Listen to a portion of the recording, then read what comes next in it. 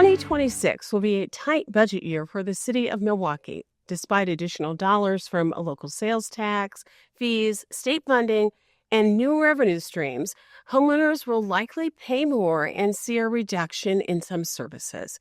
Here to help us understand the proposed 2026 City of Milwaukee budget is Milwaukee Mayor Cavalier Johnson. Thank you so much for being here, Mayor. Thanks for having me. I do want to talk about the budget, but do want to talk quickly about two things. First of all, crime. The new crime numbers, the latest crime numbers were released. Significant decrease in most major crimes, with the exception of a slight uptick in homicide. What does that tell you about safety in the city of Milwaukee? It says that the city is becoming a safer and safer place for folks that live here, folks who visit here, folks who do business here. And I'm very, very proud of our record on that. I think our approach on public safety has been a two-pillared one that focuses on accountability for perpetrators of crime, and then prevention to make sure that folks don't go into crime in the first place. And I think it's yielding some results. As you mentioned, in the vast majority of crime categories, crime is down. Crime is down over 15% throughout the city from this point last year. Slight uptick in homicides, but overall crime is down, and that's a good thing for Milwaukeeans.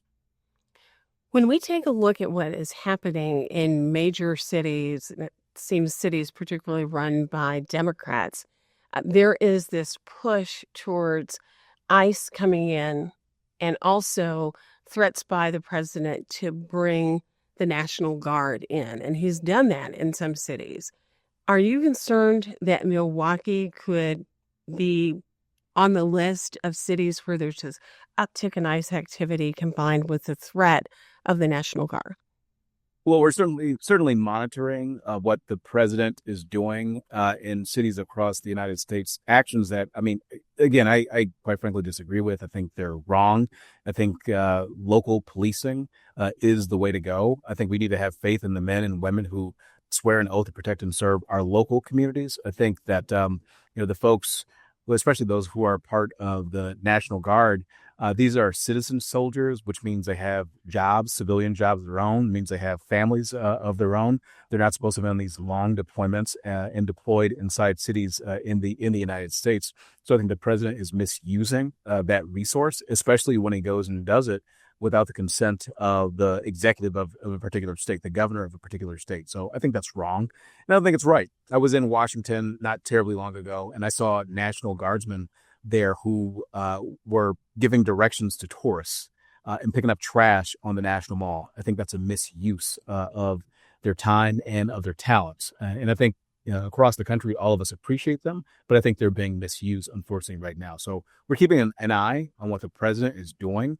And it hasn't seemed that Milwaukee's been on a list for that sort of activity, but we'll continue to monitor it. Well, let's get back to the budget discussion. When we look at the 2026 budget, what was the biggest challenge that you and your staff faced when putting together this budget?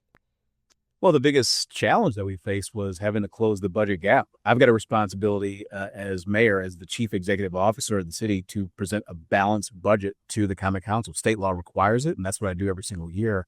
And this year we had a over $100 million budget hole that we had to fill. And so we did that by employing a number of different approaches.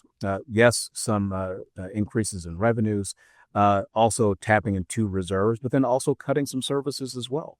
And so by a mixture of all three, we were able to close that budget gap, still invest in things that are important to Milwaukee, like public safety and in libraries and in roads. But also, again, make sure that we presented a balanced budget to the city council. What is the biggest change, or what is a change that taxpayers might notice from this budget from the 2026 budget compared to the current budget, particularly when we had to take a look at how you balance things? Yeah, so there will be some changes in library service hours, particularly on Sundays. So we had 3 branches of Milwaukee Public Library that were offering opportunities for people to come in on Sundays. The Central Branch Library downtown, and also 2 neighborhood libraries, Good Hope on the far northwest side and Tippecanoe Library on the south side of the city. My proposed executive budget would slash the service at the 2 branch libraries in the neighborhoods and leave service available at Central Library. But there's a reason for that. When you look at the number of people using Sunday hours at the libraries over the course of the last year, some 70% of people were utilizing Central Library. So it made sense for us to do that, be able to save some of those dollars at the branch libraries. There's a modest increase in the property tax as well in order to work to make sure that we're able to close the gap. I am proposing a $10 increase in the vehicle registration fee or wheel tax. Not $10 a month, not $10 a week, but $10 for the entire year. So that's a little less than $1 per month that we're recommending here. And doing things like that in order to make sure that we've got the resources necessary to make more investments in our roads and close our budget. What are some of the investments that you're able to make with this budget, even though it's very tight, even though you're going to have to do some increases on fees and on the tax levy? What are some of the things you are investing in the budget? Yeah, that's a great question. And one of the things I'm very proud to continue to invest in is public safety in Milwaukee. It's something that folks are really concerned about. And one of the questions you asked at the outright, and I think that's appropriate. And so since I've been mayor, again, on that 2-pronged public safety strategy, accountability and prevention, we require to have police officers in order to take part in the accountability piece. And so my budget in 2026, as my budget in 25 and 24 and 23 did as well, my budget will propose a maximum of 3 classes of 65 recruits, the funding for that at our police academy. That is literally the maximum that we're able to produce out of our police academy. And so I'm making an investment in public safety that way.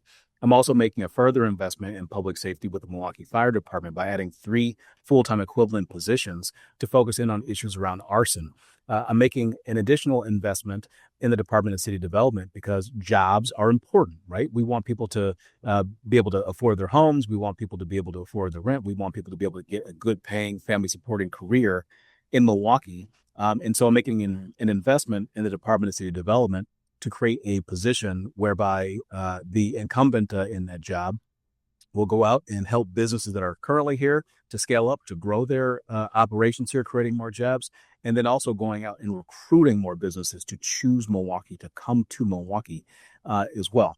This is on top of some of the investments we made in this year's budget, like the cruise dock that will be opening in the Bayview neighborhood. That'll be the home base for a number of these Great Lakes cruise ships that really have put a huge spotlight for tourism on Milwaukee. And more people coming here and spending dollars means more jobs for Milwaukeeans. That's what I want to see. One final question about the budget. Part of the budget that the city of Milwaukee develops, part of the funding for that, comes from the federal government. Are there concerns that you have about long-term support that has traditionally come from the federal government that just may not be there next year or the following year? Yeah, absolutely. And, we're keeping an eye on everything that happens at the federal government. But it's not even just the city government. It's in local governments. It's in state governments. It's in county governments. Outside of government, it's in businesses, both large and in small. It's in the nonprofit sector as well. There's uncertainty across the board because of the way that this administration seeks to operate, unfortunately. And so, we are keeping an eye on what the challenges are for us at the local level, because the federal government has been our partner historically on making investments in infrastructure.